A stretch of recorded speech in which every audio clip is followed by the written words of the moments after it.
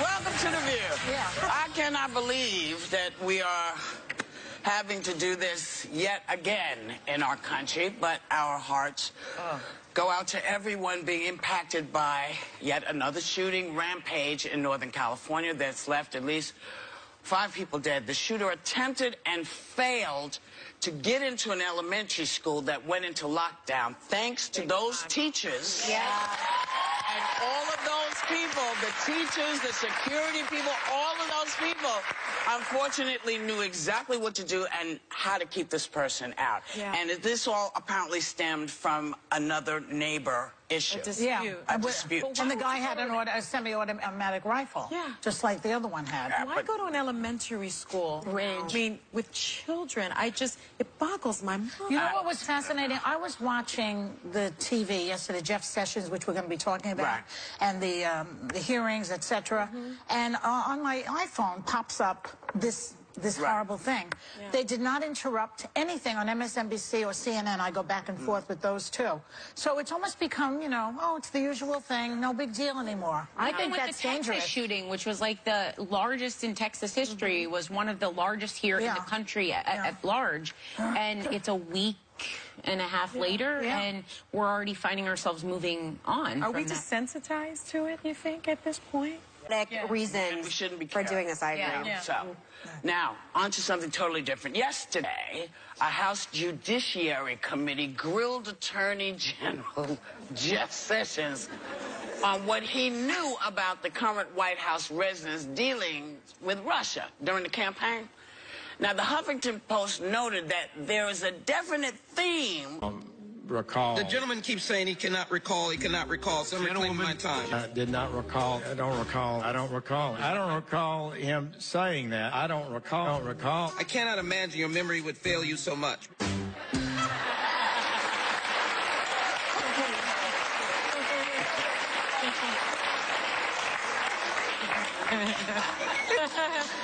They all seem to have amnesia when it comes to Russia. It's like herpes. It's like a virus that they have. Yeah.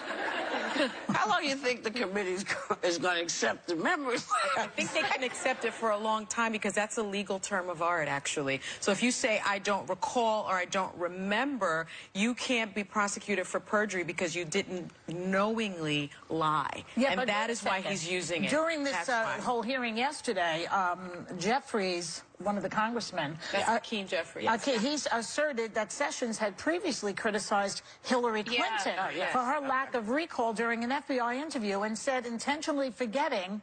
And what's his name? Sessions said that intentionally forgetting might be criminal. Hakeem is very what he smart. said is, do you believe that the intentional failure to remember can constitute a criminal act? Sessions like, I don't responded, if it's an act to deceive. Yeah. And it's very difficult to prove that. Hakeem and I went to college together. He's very, very smart. And that's the issue he was trying to get The one thing I will say is that campaigns are deeply chaotic animals by nature. And the Trump campaign in particular was like even next level beyond that. They had 4 different campaign managers, highly unusual. At most, you normally have 1. I had actually never heard of anyone having more than that unless it was like an up-and-coming candidate that wasn't doing that well. It was deeply chaotic. I have been in rooms during strategy meetings where there were so many people in the room, I certainly wouldn't have remembered anyone. So is there a realm of possibility that, yes, he didn't remember that this George Papadopoulos person who's been described as a coffee boy was in the room? Yes, it's possible. The problem here is the content of someone talking about Russia is what's unusual. That's what they said. At this point, he remembers that he said, but we can't talk about that. So he remembers his heroism. Wait, one second. Sonny, as a lawyer, though, when someone doesn't recall the first time, you can almost forgive it. But then don't you say to them, as my client, I need you to, now you've messed up once. Now we need to think about everything. You can refresh someo's But record. at the very least, isn't this bad memory a disqualifying feature of someone who is in that position? The Attorney General? Not necessarily. But I will say that also the other problem, I always forget to let the audience clap. I'm sorry, but still old cable news habits. But the one thing I will say is that they were also very bad about paper trails on this campaign, which is also unusual because normally if you've been doing this a long time, you know, never put anything in writing. And now we have these like messages between WikiLeaks and Don Jr. So if there is, God forbid, a smoking gun, I mean, that is something that you could be possibly in. And also, you know, Steve Cohen, Representative Steve Cohen, also tried to figure out his opposition to marijuana. You know, Sessions has been like crazy on this. So last year, Sessions said U.S. leaders should send a message that good people don't smoke marijuana. I know a lot of good now, people. but here's what's wonderful: when Representative Steve Cohen said to him, "Well, how about this man and this man, or ex-presidents, just various people and medical marijuana who in their lifetime said, yes, I smoked." He said, but I do you think that? Do you think that they're bad people? Are you saying they're bad people? And he kind of said, I mean, then, honey, I'm a real bad person, if that's his definition of it. But I will say, the problem with this argument, too, is as conservatives, we're supposed to be for really limited government, and the idea of this government overreach on marijuana, I think, is deeply outdated. And the argument that you can tax it and the economic benefits specifically from marijuana and the legalization of it, I do not understand why we're not having and doesn't marijuana kill your memory? Maybe he's stoned the whole time. We'll be right back with more Hot Topics.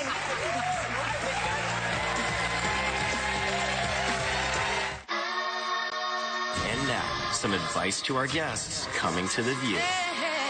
When you step onto this stage, face these ladies, oh, you better be ready to roll, because it is so on.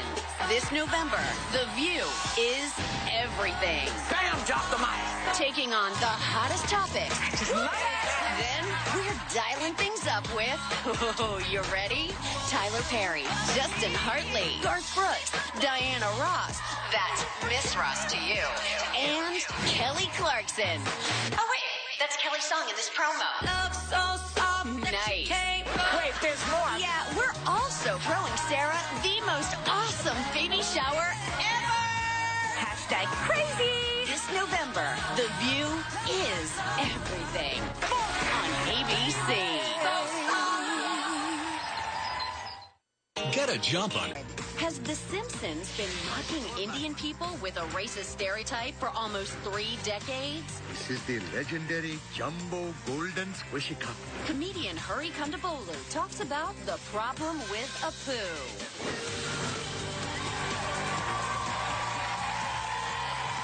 Hey, welcome back.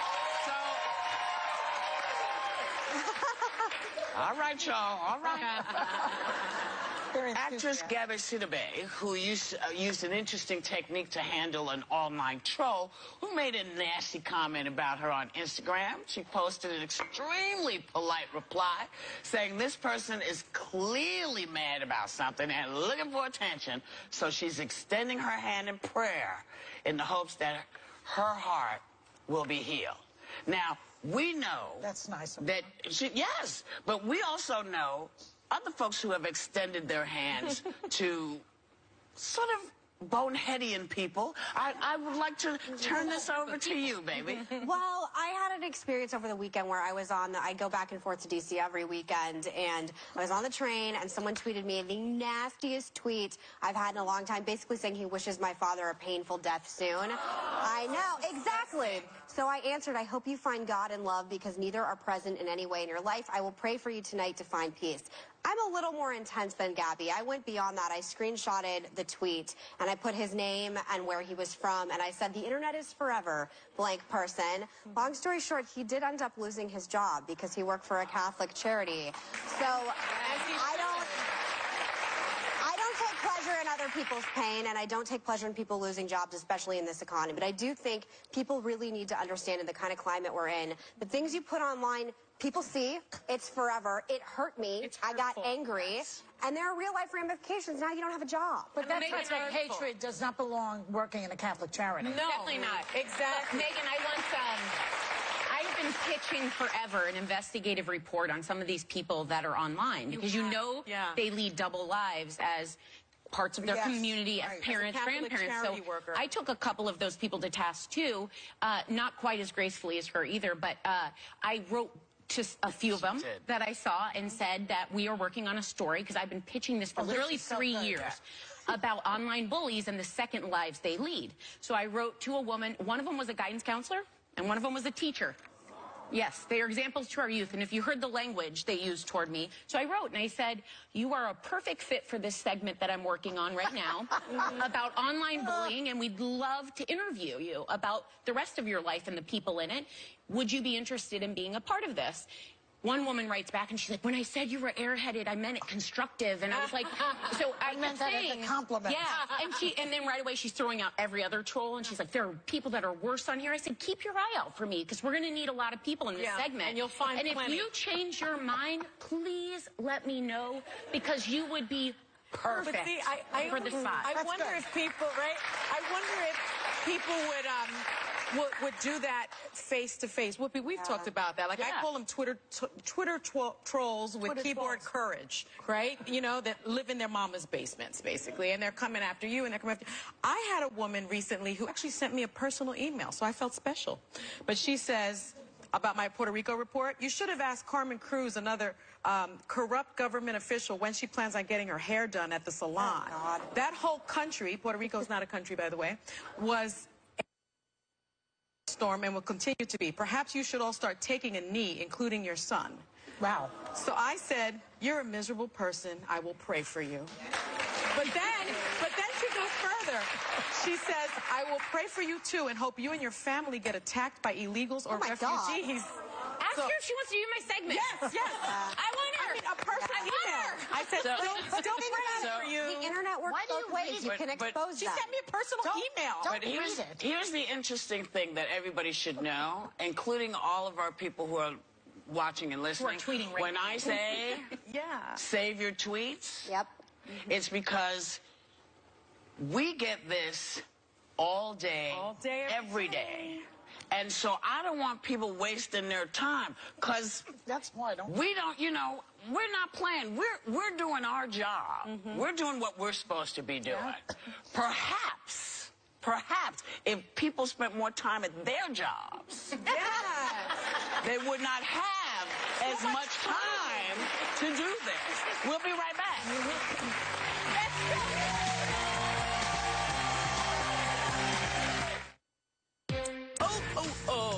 You can still get in on Oprah's gift list this season.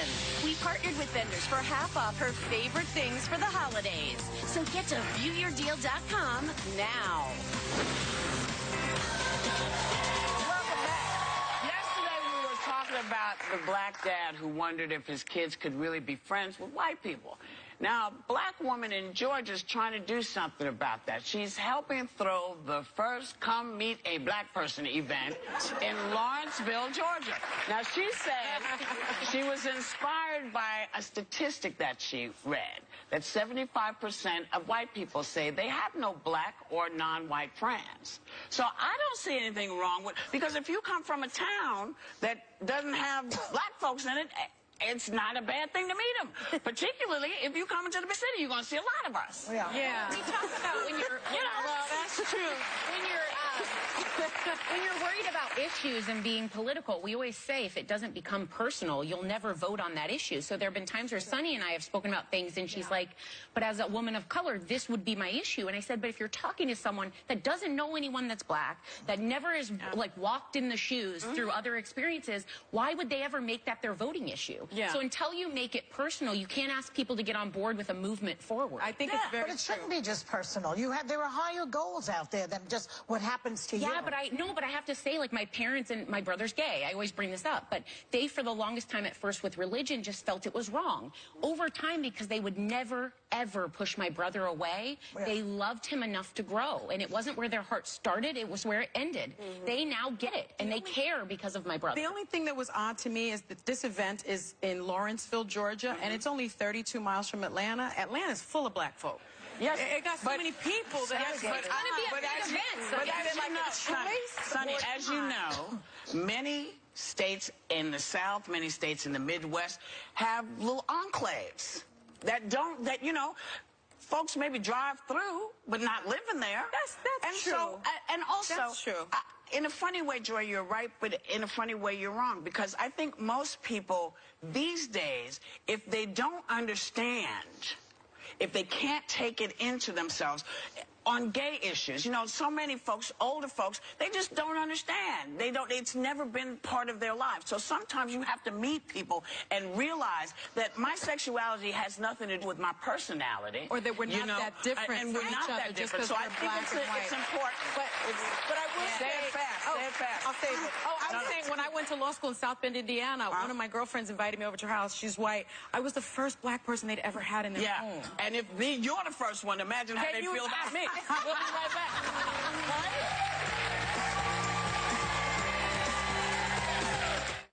Real cheese people are ham and...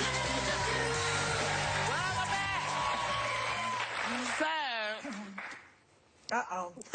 Uh-oh.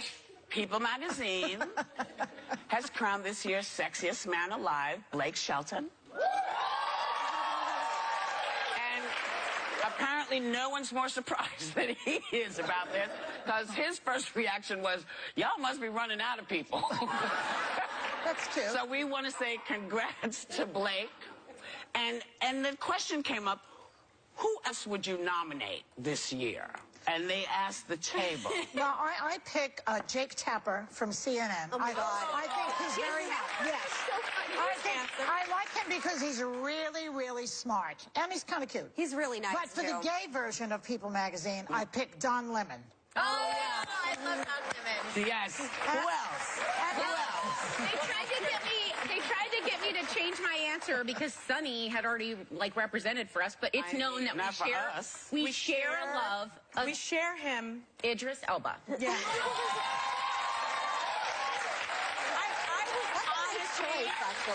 so sexy. I was shocked he wasn't the People magazine choice this year. But for him, the issue needs to have a button where it talks to you like a card, because that's British accent. Who did you pick? Paul Ryan, because I love Paul Ryan. Yeah. And I'm... Oh, you guys, give me a break. You guys booing in here. I think it's the picture. I don't think it's the picture. So I get that, whatever, but I am marrying a very conservative man, and all of a sudden I'm, turned on by conservative intelligence. So give me a break with this, but I will say, Ben is hot. Thank you Thank you. He'll appreciate that, Sarah.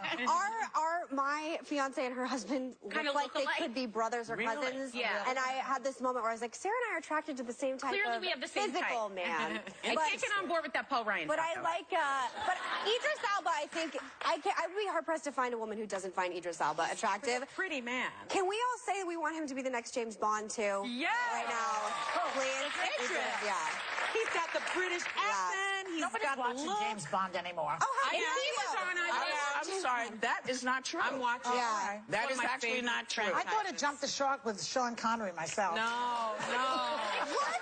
Daniel Craig? Yeah. Daniel Craig No, but it's not the way it was in the old days. But his name is going around. We'll be right back.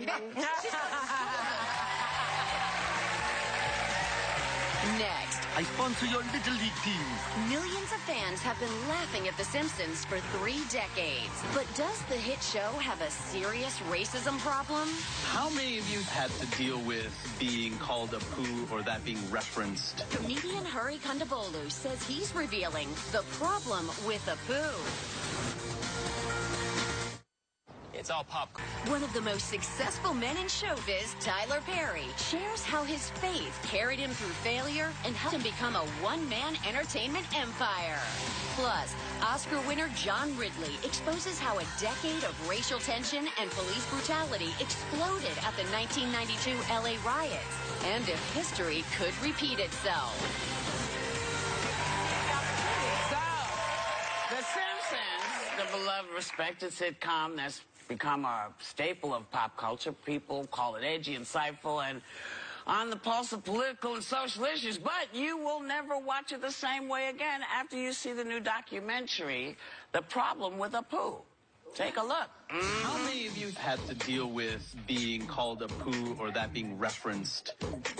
The Simpsons, stereotypes, all races. The problem is we didn't have any other representation. Cabby, deli. Doctor. You know that a white guy does the voice? A white guy doing an impression of a white guy making fun of my father. How do you feel about that? Oh, I'm making a movie about how much I dislike it. Please welcome comedian Hari Kondabolu. I couldn't do it, man. I couldn't do it. I couldn't. Hari Kondabolu. Yeah. Thank you, Hari Kondabolu. That's a cute name. I like it. Yeah, it's musical. I just figured, like, I'm going to keep saying it until it turns like Galifianakis. People will get it. Yes. We'll take it. Yes, thank you. Now, Hari, what started all of this? What started this? I used to write on a TV show called Totally Biased with my friend W. Kamau Bell. It was amazing. Yes. Right? And Kamau used to have his writers do some of the bits on the show, correspond, because he wanted us to have authentic points of view on the show, right? So Mindy Kaling was getting a new show. I wanted to write about it, but I wanted to talk about the history of South Asian representation. And I felt it was really corny, like, oh, people talk about this stuff all the time. Why am I repeating it? And Kamau's like, what are you talking about? Like, you and your community have talked about this for 25 years. Nobody else thinks about it. And when the clip went online and it went viral, I realized there was something deeper in this, and especially in the Apu part, because The Simpsons is this global show. It's our biggest representation, and Apu is the only representation we had as South Asians for at least 15 to 20 years. All over television, you mean? All over television, all over the world, Incredible. And myself included, I don't think people knew that it was voiced by a white actor. And how significantly it affected your community. Yes. You grew up in Queens. How were you affected by this characterization? You know, it's funny. I feel like Queens is like the most diverse place in the world. I feel whenever people talk about, like, a future with multiple languages and different cultures, I'm like, oh, you're just talking about Queens? Like, Jackson Heights? I mean, it'll be fine, and the food's going to be better. Like, it'll be good. And I feel like growing up there, I didn't feel like I was a minority in the same way, because I wasn't. Like, I had the whole world there. And I think a lot of people of color, I think we have that point, I would say probably all of us, where we realize that, oh, we're a person of color. Like, you get racialized, right? And for me, it wasn't necessarily through my community, because we were all from somewhere. It was watching the media and realizing, hey, nobody in my community's on TV. This is a clue. And then I went to college in Maine, and that was a bigger clue. That'll do it. Hank Azaria, who I worked with once, he's a very talented guy. Very talented. Hank Azaria voices Apu, and you asked him to be in the documentary. He declined. Yes. I mean, it's funny. We had actually a phone conversation, you know, not on camera. It was just between us, because we were exchanging emails, and he was really polite. And, you know, when I was on the phone with him, I was like, because I'm a huge Simpsons fan, so I was fanning out immediately. But he pretty much cops to the stereotype that is Apu, right? He says it's a stereotypical voice. You know, he was asked to do it. He acknowledged it was stereotypical, but I don't think they expected it to go 30 years. You know, they probably expected it to go a handful of years. And now all of a sudden you have this, like, this fossil on television. Apu is like, it's like he's trapped in amber. It doesn't make sense in this era. They can change his occupation or whatever. That's what I'm thinking. Why don't they let him grow? And why wasn't he in the documentary? All through the documentary, I was like, okay, where's Hank? Where's Hank? But he declined to be in it. When we were on the phone, you know, one thing he said is he felt uncomfortable with the idea of me controlling the edit, which, again, it's the idea of someone else controlling your image is very privileged. But, like, there was something to that. He said that, you know, but he said that, like, you know, if we did it on Fresh Air with Terry Gross, or WTF with Mark Maron, like a bigger forum, then at least I would be held accountable. And I said yes, because I think the film is about accountability. The film is about open communication. The film is about these bigger issues. And I think that it would have been great to show an example of two adults who have a disagreement, even if it's a small one. This isn't the biggest issue in the world, but it's something that we could have had a really nice dialogue about. So it kind of bummed me out when at the end of the day he still said no. Well, I think you know, once somebody makes you aware of something, it's hard to be unaware of it again. And so you have to figure out how you're going to roll with it. But you know... It's a missed opportunity, I think, for him in many ways. But Whoopi didn't miss the opportunity because you were in the film.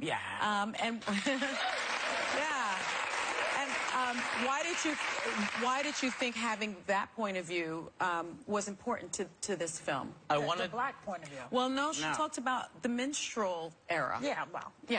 I feel like we need to have context, you know, for when we talk about things like this. Like, this isn't isolated, the idea of South Asians, you know, being these caricatures. I mean, it comes back to the history of minstrelsy in this country. And when we were talking, you have a collection of Black Americana, which you call your Negrobilia collection. Yes. Which I had to ask you multiple times if I was allowed to say that. And, which made me hysterical because, we were colored. Yeah. Then we were Negroes. Yeah. Right. And somehow people forgot about the Negro and it's become a bad word. Yeah. Right. So I call my collection Negrobilia. Come for me if you think you need to. Well, when that stuff came out is when people were being called Negroes. Well, and you have to know. Well, it doesn't offend me because it's what it was. It's not what it is. Right. Yeah. And that's why a poo is so important. That's why this conversation, because 99% of us never thought about it. Yes. Unless we were South Asian, we didn't notice that someone else was going through it. And that's the whole point. And the thing that Harry also says is this is not about The Simpsons. Right. This is bigger than The Simpsons. This is about how we interact with each other and why we don't see when our brother or sister is missing from somewhere. That's right. So that's why you have to stick up for yourself. Yeah. But your Twitter page has filled with people saying that you're angry, you're too sensitive, too politically correct. How do you answer that? Most of the people who say that about the film haven't seen the film. And most of the people that say that about me just heard about me about 2 days ago. Yeah. So in other words, they're accusing you of that because you're sticking up for yourself. Yeah, I mean, it's something that, Whoopi, we had an event last time. Whoopi said this last night. When people say things are politically correct, that just means, oh, you're just upset we're finally standing up for ourselves. That's right. But you can't say anything. But I wanted to point your mom out because I'm told that you say that you got a lot of your humor. Oh, yeah. From her. She said that in the documentary.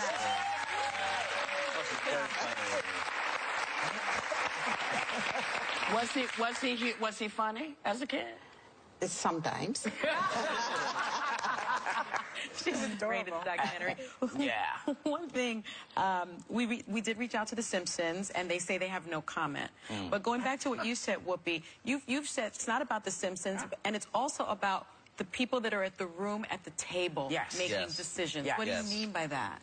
I mean, this was created by white male writers, right? So it's the idea that, like, someone else controls our image. And I think that's what we all want, whether we're people of color, women, LGBTQ community, the ability to control our own image. So we're controlling your image because we love you. We want you to come back anytime. Thanks to Harry. His documentary, The Problem with Our Pool, premieres on True TV this Sunday, November 19th. He'll be performing in stand-up at the Fox Theater in Oakland on December 1st, and we will be right back. Yeah.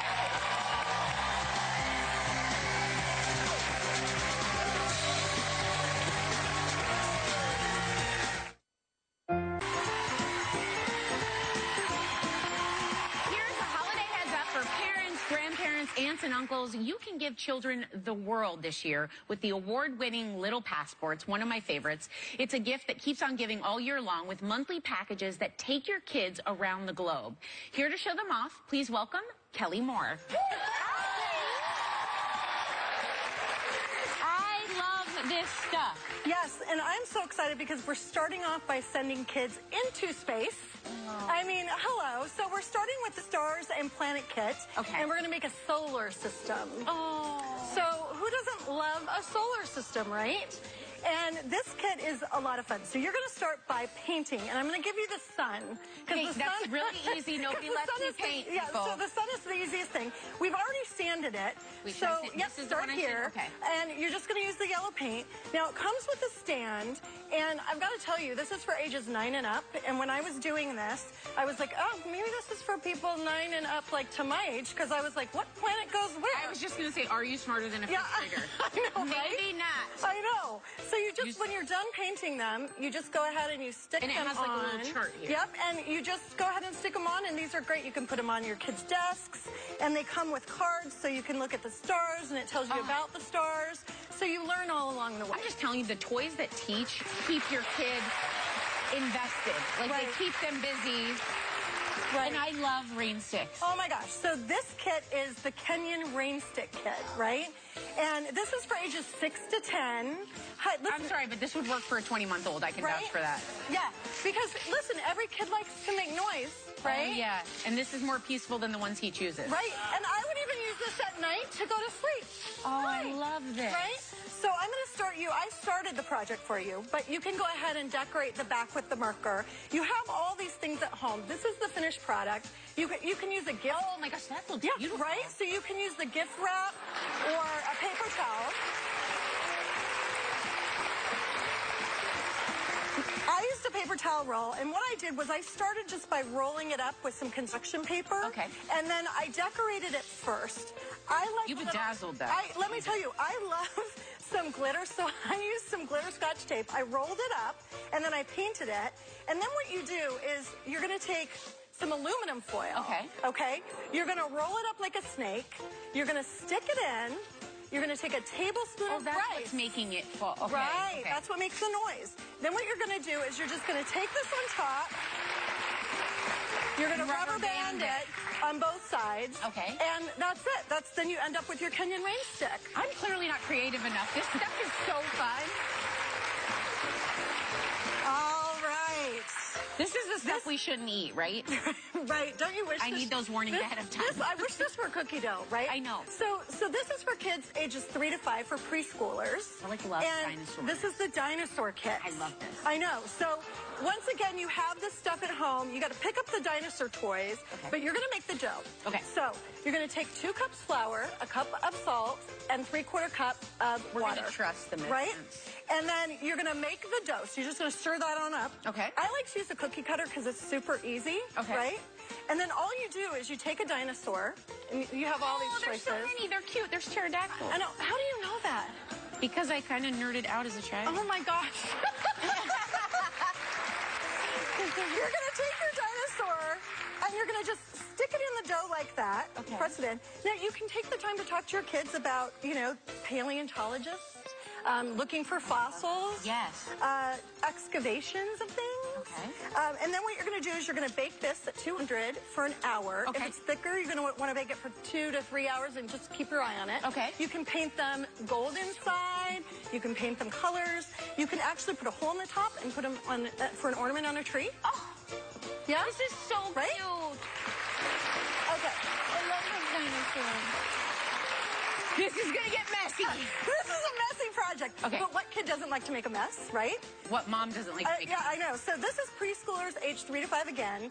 And this is to explore art. Okay. So it's Jackson Pollock, American artist. His style was a drip and flick. So this drip and flip. It sounds like Legally Blonde. Right? Okay. So we're just going to drip like this. And you want to mix colors. And then you're going to flick. Friends help friends. Oh my gosh! This is fun! I love the dinosaurs, but the Jackson Pollock just won. I could do this all day long. No, I could. Maybe you can invite your kids to join. A big thank you to Kelly Moore, our sponsor, Little Passport. Today, viewers at home will receive 15% off subscriptions online, and members of the audience are going home with a 6-month subscription of their choice.